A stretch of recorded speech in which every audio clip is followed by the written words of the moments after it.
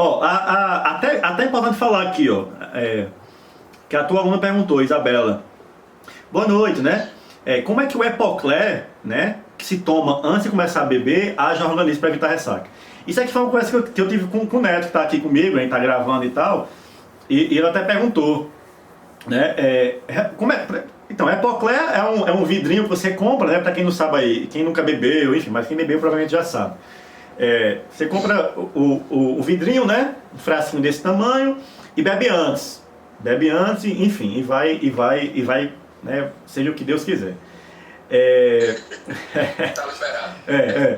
Acho que não, já bebi, tomei Epocler, eu vou beber agora até o mundo acabar, né? Como se fosse evitar ressaca por causa disso.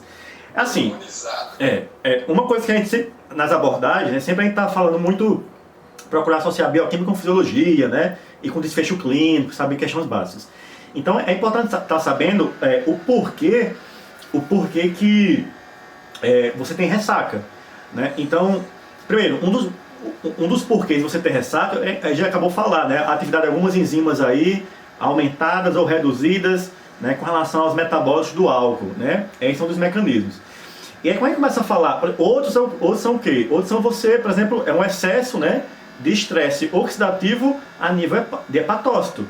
Ou seja, se o fígado tá em estresse oxidativo, o conjunto de espécies reativas de oxigênio, de radicais livres, vai estar alterando a função dos hepatócitos. Se alterar a função dos hepatócitos, altera a função de quem? Dessas enzimas, né? Álcool, deshidrogenase, etc, etc. Ou seja, o hepatócito em estresse oxidativo, ele vai alterar a sua função. Alterando a função, ele vai ter esse efeito aí acumulador, por exemplo, de acetaldeído, acetato, que vai estar gerando sintomas da ressaca, né? Só que o Epocler é um pouco diferente. O Epocler, ele é uma associação de 3 aminoácidos, né? Que eu não me lembro agora, enfim, associação de aminoácidos. E eles têm, que efeito? Eles têm um efeito antilipogênico. Eles impedem... Isso, enfim, quem botar aí no Google ver. Que basicamente eles têm um efeito aí redutor da lipogênese hepática. Então, o fígado, por exemplo, então, em usuários crônicos de álcool, né, você vai ver que tem esteatose hepática, né, ou seja, um fígado gorduroso. Então, haverá um acúmulo de gordura no tecido hepático, que não é para ter. Fígado não é para ter gordura, fígado é para ter o quê? Glicogênio, carboidrato. Então, o Epocler, ele evita aí, né, essa lipogênese hepática, né? E a gente pode ser mais específico ainda. Se a gente for estudar bioquímica, a gente começa a ver enzimas a nível hepático que estão associadas, enzimas teciduais que estão associadas à formação de gordura. Aí vai ver no fígado, não tem como não falar dela, que é a SREBP1, né? Que é a proteína ligadora aos elementos reguladores de esteróis. Quando essa enzima está muito ativa, ela aumenta a produção de ácido graxo, né? E de triacilglicerol a nível hepático, né? Então, o Epocler, ele tem um efeito antilipogênico. A gente sabe disso porque a gente começa a estudar fitoterapia, né? Então a gente começa a falar de monássicos purpúreos, né? A gente começa a falar de alguns fitoterápicos, né? A Silíbio mariano, que é o cardo mariano, né? A silimarina, eles têm diversos mecanismos de ação, já evidenciados em seres humanos. Então, um desses mecanismos de ação é estar reduzindo a ação dessa SREBP1. Novamente, é a proteína ligadora ao elemento regulador de esterol. Então o Epocler nada mais é do que um agente antilipogênico hepático.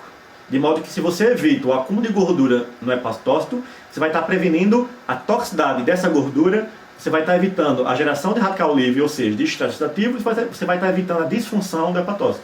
Pronto, é assim que o Epocler atua. E ele vai ter mais efeito em usuários, crônicos de álcool, né? E aí começa a falar, veja, então pronto, esse é o mecanismo de ação do Epocler.